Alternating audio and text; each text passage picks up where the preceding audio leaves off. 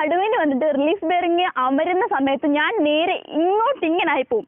Automobile മേഖലയിൽ ഏറ്റവും കൂടുതൽ ഇമ്പോർട്ടൻസ് ഉള്ള ഒരു പാർട്ട് തന്നെയാണ് ക്ലച്ച് എന്ന് പറഞ്ഞാൽ. ശരിക്കും എനിക്ക് തോന്നുന്നു ഓട്ടോമൊബൈൽ മേഖലയിൽ ഏറ്റവും കൂടുതൽ പഠിക്കാനായിട്ട് കോംപ്ലിക്കേറ്റഡ് ആയിട്ടുള്ള ഒരു സാധനം കൂടിയാണ് ക്ലച്ച്. കാരണം എന്ന് പറഞ്ഞാൽ അതിന്റെ വർക്കിംഗ് ഇപ്പം നമുക്ക് കാണിച്ചു തരാനായിട്ട് ഇപ്പം എന്തെങ്കിലും ഒരു പടം വരച്ച് കാണിച്ചാലോ ഇനി ഇപ്പൊ ഒറിജിനൽ ക്ലച്ച് തന്നെ എടുത്തിട്ട് ഇത് ഇങ്ങനെയൊക്കെ വർക്ക് ചെയ്യുന്ന പറഞ്ഞാലോ നമുക്ക് പെട്ടെന്നത് മനസ്സിലാവണമെന്നില്ല.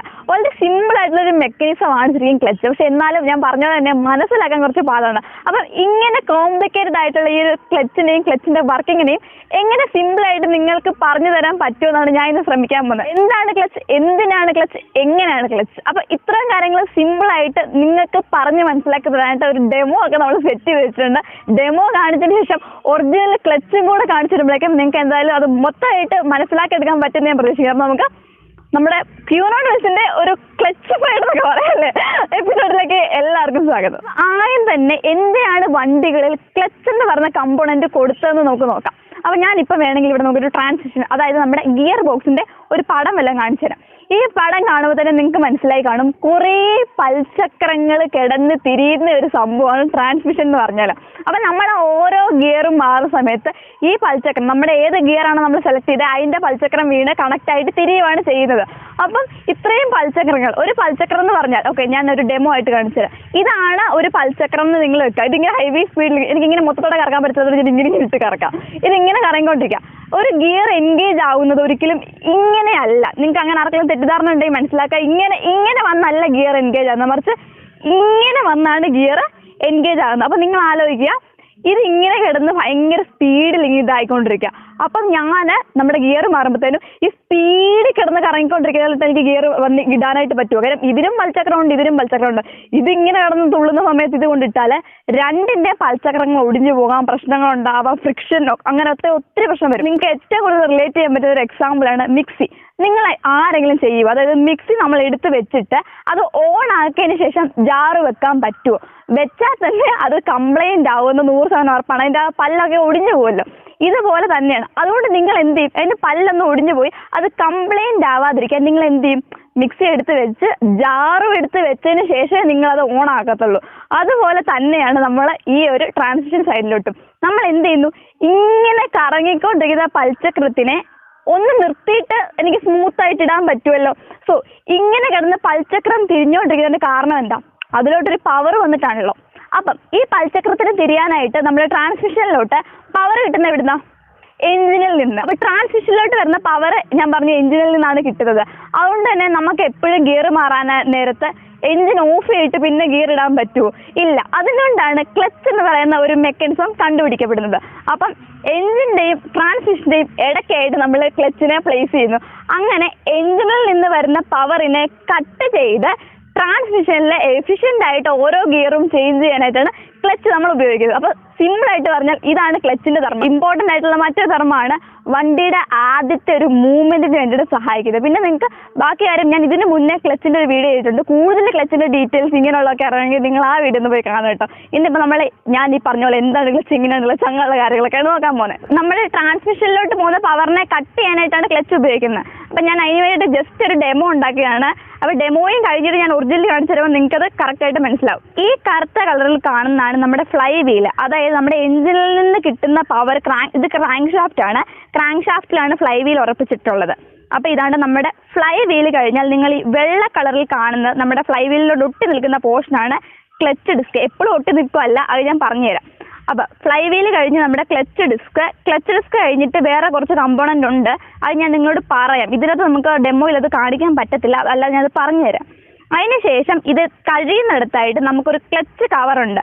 അതായത് നിങ്ങൾ ഈ കാണുന്ന സംഭവമാണ് ക്ലച്ച് കവർ. ഇതും കൂട്ടി ഈ ക്ലച്ച് കവർ നമ്മുടെ ഫ്ലൈ വീലിലോട്ട് നട്ടും ബോൾട്ടിട്ട് മുറുക്കി സെറ്റപ്പ് ആക്കി വെച്ചേക്കാണ്. ഇനി ഒരു കാര്യം കൂടെ ആദ്യം തന്നെ പറഞ്ഞു തന്നേക്കാം. ഈ ഷാഫ്റ്റ് എന്ന് പറഞ്ഞാൽ നമ്മുടെ ഇൻപുട്ട് ഷാഫ്റ്റ്, അതായത് നമ്മുടെ ക്രാങ്ക് നമ്മൾ പറയുന്നത് ക്രാങ്ക് ഷാഫ്റ്റ് ആണ്. ദെൻ ഈ ഷാഫ്റ്റ് എന്ന് പറഞ്ഞാൽ നമ്മുടെ ക്ലച്ച് ഡിസ്കുമായിട്ടാണ് കണക്ട് ചെയ്തേക്കുന്നത്. അതായത് നമ്മുടെ ട്രാൻസ്മിഷനിലോട്ട് പവർ കൊടുക്കുന്ന ഷാഫ്റ്റാണിത്, അതായത് ഔട്ട്പുട്ട് ഷാഫ്റ്റ്. അപ്പൊ ഇത് ഇൻപുട്ട് ഷാഫ്റ്റ്, ഇത് ഔട്ട്പുട്ട് ഷാഫ്റ്റ്. അപ്പൊ ഞാൻ പറഞ്ഞല്ലോ ഇതിന് ക്ലച്ച് ഡിസ്കുമായിട്ടാണ് ബന്ധമുള്ളത്. അതുകൊണ്ട് തന്നെ ക്ലച്ച് ഡിസ്ക് കറങ്ങിയാൽ മാത്രമാണ് നമ്മുടെ എന്ത് കറങ്ങത്തുള്ളൂ, ഈ ഒരു ഔട്ട്പുട്ട് ഷാഫ്റ്റ് കറങ്ങത്തുള്ളൂ. കാരണം ഞാൻ പറഞ്ഞല്ലോ ക്ലച്ച് കൊടുത്ത എന്തിനാണ്, ഇവിടുന്ന് വരുന്ന പവറിനെ ഇങ്ങോട്ട് ജസ്റ്റ് ഒന്ന് കടത്തി വിടാതെ ഒന്ന് കട്ട് ചെയ്യണം. അപ്പം ഈ ഷാഫ്റ്റ് കറങ്ങുന്ന കൂട്ടത്തിൽ ഇതും കൂടെ എപ്പോഴും കറങ്ങിയാൽ ഈ ധർമ്മം നടക്കുമോ? ഇല്ലല്ലോ. സോ അതിനാണ് ഇങ്ങനെ സെപ്പറേറ്റ് ആയിട്ട് ഇങ്ങനെ ആക്കിയിട്ടുള്ളത്. ഇനി ഇത് എങ്ങനെയാണ് വർക്ക് എന്ന് ഞാൻ കാണിച്ചു തരാം. ഞാൻ പറഞ്ഞല്ലോ നമ്മുടെ ക്ലച്ച് ഡിസ്ക് ഈ ഒരു ഫ്ലൈ വീലിനോട് ഇങ്ങനെ ചേർന്ന് നിൽക്കുവാന്ന്. അപ്പോൾ ഒരു സാധനത്തോട് ചേർന്ന് നിൽക്കണമെങ്കിൽ വേറെ സാധനം തള്ളി പിടിച്ചിട്ടുണ്ടാവും. ആ തള്ളി പിടിച്ചിരിക്കുന്ന സാധനമാണ് നമ്മൾ പ്രഷർ പ്ലേറ്റ് എന്ന് പറയും. ഇപ്പം എനിക്ക് പ്രഷർ പ്ലേറ്റ് ഒന്നും ഇവിടെ ഞാൻ വെച്ചിട്ടില്ല, ഞാൻ നിങ്ങളോട് പറയാം. ക്ലച്ച് ഡിസ്ക് ആണെന്നുണ്ടെങ്കിൽ ഇവിടെ പ്രഷർ പ്ലേറ്റ് ഈ ക്ലച്ച് ഡിസ്കിനെ ഇങ്ങനെ ഫ്ലൈ വീലിനോട് അടുപ്പിച്ച് ചേർത്ത് നിർത്തിയേക്കാണ്. ക്ലച്ച് ഡിസ്ക് എന്ന് പറഞ്ഞാൽ ശരിക്കും ഈ ഒരു അസംബ്ലിയിൽ വളരെ ഫ്രീ ആയിട്ട് നിൽക്കുന്ന സാധനമാണ് ക്ലച്ച് ഡിസ്ക് എന്ന് പറഞ്ഞാൽ. പക്ഷേ ക്ലച്ച് ഡിസ്കിനെ നമ്മുടെ ഫ്ലൈ വീലിനോട്ട് ഒട്ടിച്ച് ചേർത്ത് നിർത്താൻ സഹായിക്കുന്ന കാര്യങ്ങളാണ് പ്രഷർ പ്ലേറ്റും ഡയഫ്രം സ്പ്രിങ്. അപ്പോൾ ഡയഫ്രം സ്പ്രിങ്ങിന്റെ ഷേപ്പ് ഏകദേശം ഇങ്ങനെയാണ്. ഒറിജിനലിന്റെ ഫോട്ടോ ഇവിടെ ഇട്ട് കാണിക്കാം. അപ്പം ഇതിന്റെ ഷേപ്പ് നിങ്ങൾ കണ്ടോ? ഇവിടുന്ന് നോക്കിയാൽ ഒരു കോൺവെക്സ് അല്ലെങ്കിൽ ഇവിടുന്ന് നോക്കിയാൽ കോൺകേവ്, അതായത് പുറത്തു നിന്നും ഇങ്ങനെ ഒരു സൈഡ് നോക്കിയാൽ കുഴിഞ്ഞിലേ ഒരു സൈഡ് നോക്കിയാൽ തള്ളി നിൽക്കുന്ന പോലാണ് ഇതിന്റെ ഒരു ഷേപ്പ്. അപ്പം നിങ്ങൾ ആലോചിക്കുക, എൻ്റെ ഈ കൈയാണ് പ്രഷർ പ്ലേറ്റ്, ഇതിന്റെ അപ്പുറത്ത് നമ്മുടെ ക്ലച്ച് ഡിസ്ക് ഉണ്ട്. അപ്പം പ്രഷർ പ്ലേറ്റിനെ ഇങ്ങോട്ട് തള്ളി പിടിച്ചേക്കുവാണ് നമ്മുടെ ഡയഫ്രം സ്പ്രിങ്. അപ്പത്തേനും നമ്മൾ ക്ലച്ച് ചവിട്ടുന്ന സമയത്താണ് ശരിക്കും ക്ലച്ച് ഡിസ്ക് ഫ്ലൈ വീലിൽ നിന്ന് ഫ്രീ ആവുന്നത്. നമ്മൾ ക്ലച്ച് അമർത്താത്ത സിറ്റുവേഷനിൽ ഇതെല്ലാം കൂടെ ഒരുമിച്ച് ചേർന്നിരുന്ന്, അതായത് ഈ ഡയഫ്രം സ്പ്രിങ് ഇതിനെ തള്ളി പിടിച്ചത് കൊണ്ട് ഇതെല്ലാം ഒരുമിച്ച് ചേർന്നിരുന്ന് ഫ്ലൈ വീലിന്റെ അതേ RPM എല്ലാം ഒരുമിച്ചാണ് കറങ്ങുന്നത്. അപ്പം ഞാനിപ്പം നമ്മുടെ ക്ലച്ച് പെഡൽ ചവിട്ടാൻ പോവുകയാണ്. ഇത് ചവിട്ടുമ്പോഴത്തേനും ഇവിടെ റിലീസ് ബെയറിംഗ് എന്ന് പറഞ്ഞൊരു സാധനമുണ്ട്. അപ്പം നിങ്ങൾ എന്തെങ്കിലും ഒരു കുഞ്ഞൊരു സംഭവം ഇവിടെ ഒരു സങ്കല്പിച്ച് വെക്കുക. ഈ റിലീസ് ബെയറിംഗ്, ഓക്കെ, എൻ്റെ ഈ കൈയാണ് റിലീസ് ബെയറിംഗ്, ഈ വിരൽ. ഈ റിലീസ് ബെയറിംഗ് നേരെ ഇതിന്റെ സെന്ററിലോട്ട് പോയി തള്ളും. അപ്പം ഇതിന്റെ ഷേപ്പ് കൊണ്ട് തന്നെ സെന്ററിലോട്ട് ഒരു തള്ളു വന്നാൽ ഇത് നേരെ ഇതിന്റെ എഡ്ജുകൾ ഇങ്ങനെ വളയും. അതായത് അതിനെയാണ് ഞാൻ വേറെ സാധനം എടുത്ത്, അതായത് ഇത് ഇങ്ങനെയാണ് നിൽക്കുന്നത്. നടുക്കുന്നത് ഇങ്ങോട്ടൊരു പുഷ് കിട്ടുമ്പം ഇതിന്റെ എഡ്ജ് നേരെ കണ്ടോ ഓപ്പോസിറ്റ് വളഞ്ഞു. നിങ്ങൾക്ക് ഇത് നോക്കിയാൽ അറിയാം, ഈ എഡ്ജാണ് ശരിക്കും ഇതിനെ തള്ളിപ്പിടിച്ചത്. അപ്പം നമ്മൾ ചവിട്ടുന്ന സിറ്റുവേഷനിൽ ആ തള്ളിപ്പിടിച്ച എഡ്ജ് നേരെ ഇപ്പുറത്തോട്ട് മലക്കുന്നത് കൊണ്ട് തന്നെ എന്ത് സംഭവിക്കും? ആ ഒരു പ്രഷർ പ്ലേറ്റ് ഇപ്പുറത്തോട്ട് മൂവ് ആവുന്നു. തൽഫലമായിട്ട് ക്ലച്ച് ഡിസ്ക് ഫ്ലൈ വീലുമായിട്ട് ഫ്രീ ആയിട്ട് മാറുന്നു. വേറൊരു എക്സാമ്പിളിലൂടെ ഞാൻ എന്നെ വെച്ച് കാണിച്ചു തരാം. അതായത് ഞാനാണ് നമ്മുടെ ഡയഫ്രം സ്പ്രിങ് എന്ന് വെക്കാം. അപ്പം ഞാൻ ഇങ്ങനെ ഞാൻ ഈ ഒരു സിറ്റുവേഷനിൽ ഞാൻ പറഞ്ഞല്ലോ ഒരു വളവുണ്ട്. ഈ ഒരു സിറ്റുവേഷനിൽ ഞാൻ എൻ്റെ തല വെച്ചും കാല് വെച്ചും ബാക്കി കൈവച്ചും ഒക്കെ ഇങ്ങനെയാണ് നമ്മുടെ പ്രഷർ പ്ലേറ്റ് ഞാൻ തള്ളി പിടിച്ചേക്കാം. എൻ്റെ നടുവിന് വന്നിട്ട് റിലീസ് ബെയറിംഗ് അമരുന്ന സമയത്ത് ഞാൻ നേരെ ഇങ്ങനായി പോകും. സോ ഞാൻ അവിടെ കൊടുത്ത പ്രഷർ അവിടുന്ന് പോയി. തൽഫലമായിട്ട് എന്ത് സംഭവിക്കും? ക്ലച്ച് അപ്പുറത്ത് നിന്ന് ക്ലച്ച് ഡിസ്ക് റിലീസ് ആവുന്നു. അതിനുശേഷം നിങ്ങൾ ക്ലച്ച് പെടൽ കാല് അയക്കുന്ന സമയം തൊട്ട് ഞാൻ പയ്യെ ചേർന്ന് പിന്നെ പ്രഷർ പ്ലേറ്റിൽ പോയിട്ട് മുട്ടുന്നു. ദെൻ എല്ലാം കൂടെ ഒരുമിച്ച് വില്യാവുന്നു, ഒരുമിച്ചിരുന്ന് കറങ്ങുന്നു. ഇതാണ് പറഞ്ഞ നമ്മുടെ ക്ലച്ചിന്റെ വർക്കിംഗ് എന്ന് പറഞ്ഞാൽ. ഇപ്പം ഞാൻ പറഞ്ഞ മനസ്സിലായില്ലെങ്കിൽ ഇത് വെച്ചിട്ട് ഞാൻ ഒന്നുകൂടെ പറയാം. അപ്പം നിങ്ങൾ ഇപ്പം ഞാൻ പറഞ്ഞ കമ്പോണൻസ് ഒക്കെ ഇതിന്റെ ഇടയ്ക്ക് ഒന്ന് സങ്കല്പിച്ച് നോക്കണം കേട്ടോ.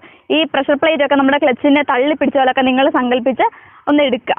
അപ്പം ഇപ്പം നമ്മൾ വണ്ടി മൂവ് ആയിക്കൊണ്ടിരിക്കുകയാണ്, നമ്മൾ ക്ലച്ച് പെഡൽ ചവിട്ടുന്നില്ല. അതായത് നമ്മുടെ ഡയഫ്രം സ്പ്രിങ് പ്രഷർ പ്ലേറ്റിനെ ഇങ്ങോട്ട് ക്ലച്ചിനെ ചേർത്ത് ഫ്ലൈ വീലിലോട്ട് പിടിച്ചേക്കുവാണ്. അതായത് ഇതെല്ലാം കൂടെ ഒട്ടിച്ചേർന്ന് ഇരിക്കുന്നു, ഒന്നായിട്ടിരിക്കുന്നു. സോ നമ്മുടെ ഇത് ഒരുമിച്ച് കറങ്ങും. ഇങ്ങനെ ഒരുമിച്ച് കറങ്ങി. ഇനി നമ്മൾ ക്ലച്ച് ചവിട്ടാൻ പോവാണ്. ക്ലച്ച് ചവിട്ടിയപ്പോൾ എന്ത് സംഭവിച്ചു? ക്ലച്ച് ഡിസ്ക് അകത്തുനിന്ന് ഫ്രീ ആയി. തൽഫലമായിട്ട് ഇവിടെ കറങ്ങിയാലും ക്ലച്ച് കറങ്ങുന്നില്ല. നിങ്ങൾ കണ്ടോ? ഇത് കറങ്ങുന്നുണ്ട്, പക്ഷെ ക്ലച്ച് കറങ്ങുന്നില്ല. എൻ്റെ ഈ കയ്യിലിരിക്കുന്ന ഷാഫ്റ്റ് കറങ്ങുന്നുണ്ടോ നിങ്ങൾ നോക്കിക്കേ. ഇത് കണ്ടോ? ഇതിവിടെ കറങ്ങുന്നുണ്ട്, പക്ഷെ ക്ലച്ച് കറങ്ങുന്നില്ല. തൽഫലമായി ഈ ഷാഫ്റ്റും കറങ്ങുന്നില്ല. അതുകൊണ്ട് തന്നെ എഞ്ചിൻ പ്രവർത്തിക്കുന്ന സിറ്റുവേഷനിലും ട്രാൻസ്മിഷനിലോട്ട് പവർ ചെല്ലുന്നില്ല, പവർ കട്ടായി. ഇത്രയുള്ള സംഭവം. ഒരു ഒറിജിനൽ ക്ലച്ച് നിങ്ങളെ ഞാൻ കാണിച്ചു തരാം. അപ്പോഴത്തേനും നിങ്ങൾക്ക് ഇച്ചിരൂടെ ഇത് ഇപ്പം ഞാൻ പറഞ്ഞ കാര്യം മനസ്സിലായെങ്കിൽ ഈ സംഭവമൊക്കെ കാണുമ്പോൾ നല്ലപോലെ എല്ലാം ക്ലിക്കാവും. ഓക്കെ, അപ്പം ഇതെന്ന് പറഞ്ഞാൽ ഇപ്പം ഞാൻ പറഞ്ഞ മോഡൽ ക്ലച്ച് അല്ല കേട്ടോ. കാരണം ഇപ്പം ഞാൻ പറഞ്ഞ മോഡലിൽ പ്രഷർ പ്ലേറ്റിനെ ക്ലച്ച് ഡിസ്കുമായിട്ട് ചേർന്ന് നമ്മുടെ ഫ്ലൈ വീലിനോട് അടുപ്പിച്ച് നിർത്തിയേക്കുന്നത് ഡയഫ്രം സ്പ്രിങ് ആയിരുന്നല്ലോ. പക്ഷെ ഇതിനകത്ത് ഡയഫ്രം സ്പ്രിങ് അല്ല, മറിച്ച് നിങ്ങൾ ഈ കാണുന്ന സംഭവം കണ്ടോ, ഈ ലിവറുകളാണ്. ഇതൊരു പഴയ മോഡലാണ് കേട്ടോ, പഴയ ടെക്നോളജിയാണ്. അപ്പം അതുകൊണ്ട് തന്നെ വലിയ വ്യത്യാസം ഒന്നുമില്ല, വർക്കിംഗ് സെയിം ആണ്. ഇപ്പം നമ്മുടെ ഡയഫ്രം സ്പ്രിങ് ആയിരുന്നെന്നുണ്ടെങ്കിൽ ഇവിടെ കുറേ ലീഫ് അല്ലാതെ ഞാൻ കാണിച്ച മോഡലിൽ നടുക്കോട്ട് തന്നെ ഇങ്ങനെ പൊന്തി നിൽക്കും. പക്ഷെ ഇതിപ്പോൾ പൊന്തി നിൽക്കുന്നത് നമ്മുടെ ലിവറിൻ്റെ ഒരു അറ്റമാന്നേ ഉള്ളൂ. ഓക്കെ, ഇപ്പം ഞാൻ പറഞ്ഞ സംഭവങ്ങളൊക്കെ എന്താണെന്ന് ഞാൻ കാണിച്ചു തരാം. ഇപ്പം നിങ്ങൾ ഈ കാണുന്ന ഒരു പാത്രം കമഴ്ത്തി വെച്ചാൽ കാണുന്നതാണ് നമ്മുടെ ക്ലച്ച് കവർ. ഈ ക്ലച്ച് കവറിൻ്റെ ഉള്ളിലാണ് നമ്മുടെ ഈ ഒരു ലിവറും സംഭവമൊക്കെ വന്നേക്കുന്നത്. ഇവിടെ ഡയഫ്രം സ്പ്രിങ്ങിന് വരാൻ ലിവർ. ഓക്കെ, ഇനി ഞാൻ അടുത്തതായിട്ട് ക്ലച്ച് ഡിസ്ക്, അതായത് ഫ്ലൈ വീലിനോട് ഒട്ടി നിൽക്കുന്ന പോർഷൻ, ക്ലച്ച് ഡിസ്കിന്റെ ഈ ഒരു സൈഡ് കണ്ട് ഇതിനെ നമ്മൾ ക്ലച്ച് ഫേസിംഗ് എന്ന് വിളിക്കും. ഈ ഒരു പോർഷനാണ് നമ്മുടെ ഫ്ലൈ വീലിനോട് ഒട്ടിച്ചേർന്ന് നിന്ന് ഒരുമിച്ച് കറങ്ങുന്നത്. ഇനി അതുപോലെ തന്നെ ഇതിന്റെ ഇപ്പുറത്തെ ഈ ഒരു ഫേസിംഗ് എന്ന് പറഞ്ഞാൽ നമ്മുടെ അപ്പുറത്തെ സൈഡാണ്. അതായത് നമ്മുടെ ഈ ഒരു സൈഡിലോട്ടാണ് പ്രഷർ പ്ലേറ്റ് അമർന്നിരിക്കുന്നത്. പ്രഷർ പ്ലേറ്റിനെ അമർത്തി വെക്കാനായിട്ട് നമ്മുടെ ഇപ്പൊ ഇതിലാണെന്നുണ്ടെങ്കിൽ ലിവറുകളാണ്, അല്ലെങ്കിൽ നമുക്ക് ഓരോ ടൈപ്പ് ഉണ്ട് കേട്ടോ. ഇപ്പൊ ഡയഫ്രം സ്പ്രിംഗ് ഒക്കെയാണ് വരുന്നത്. ഇനി ഞാനിപ്പോ പറഞ്ഞതിലല്ലാത്ത കുറെ കാര്യങ്ങൾ നിങ്ങൾ ഇതിനകത്ത് കാണുന്നുണ്ട്. ഇപ്പൊ നിങ്ങൾ മെയിൻ ആയിട്ട് ഇതിനകത്ത് കാണുന്നത് എന്താ? ഈ കാണുന്ന സ്പ്രിങ്ങുകളുണ്ട്. അപ്പൊ ഈ സ്പ്രിങ്ങുകൾ നിങ്ങൾ കണ്ടോ? ഞാൻ എടുത്തു കാണിക്കും. ഇപ്പം അതിന് വേണ്ടിയിട്ട് ഞങ്ങളിത് കട്ട് ചെയ്ത് വെച്ചേക്കാണ് കേട്ടോ. ഇവിടെ വേറെ കുറച്ച് സംഭവമൊക്കെ ഉണ്ട്, അതൊക്കെ ഞങ്ങൾ ജസ്റ്റ് മാറ്റിയേക്കരും. വലിയ ഇതായിട്ട് ഞങ്ങൾ കാണിക്കുന്നില്ലേ ഉള്ളൂ.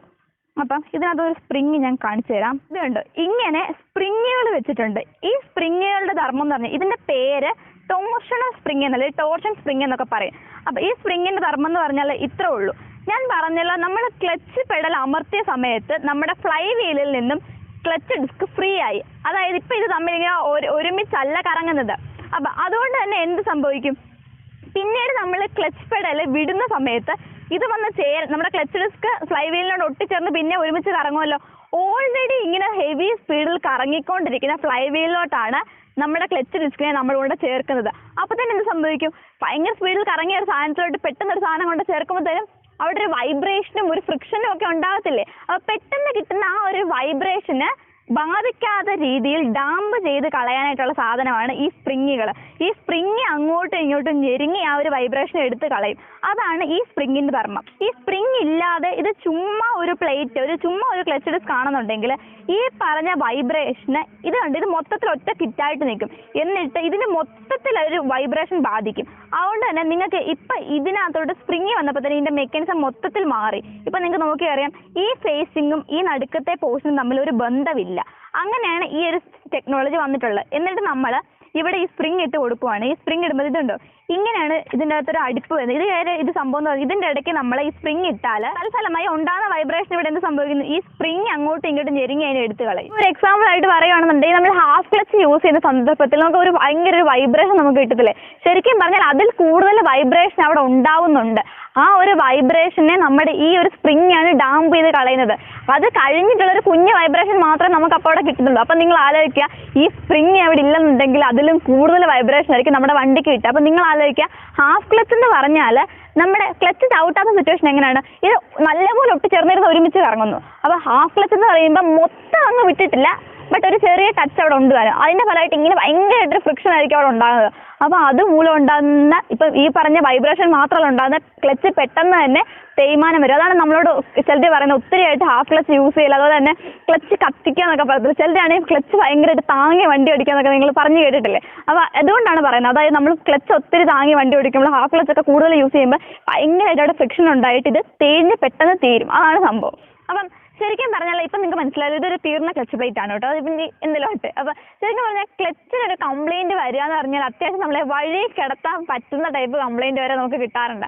അത് ക്ലച്ച് എന്നല്ല, വണ്ടിയായിട്ട് റിലേറ്റഡ് ആയിട്ട് നമുക്ക് അറിയാമല്ലോ, എല്ലാ സംഭവങ്ങളും വേണമെന്നുണ്ടെങ്കിൽ എപ്പോൾ വേണമെങ്കിൽ നമ്മൾ ഓർക്കാപ്പുറത്ത് തന്നെ പണി കിട്ടി നമ്മളെ വഴി കിടത്താൻ പറ്റും. ഇപ്പം നമ്മുടെ നാട്ടിലൊക്കെ തന്നെയാണെന്നുണ്ടെങ്കിൽ നമുക്ക് എന്തെങ്കിലുമൊക്കെ നമുക്ക് ലോക്കൽ മെക്കാനിക്കിനെയൊക്കെ അറിയാമായിരിക്കും, പിന്നെ എന്തെങ്കിലും ചെയ്ത് നമുക്ക് ഊരിപ്പോയാൻ പറ്റും.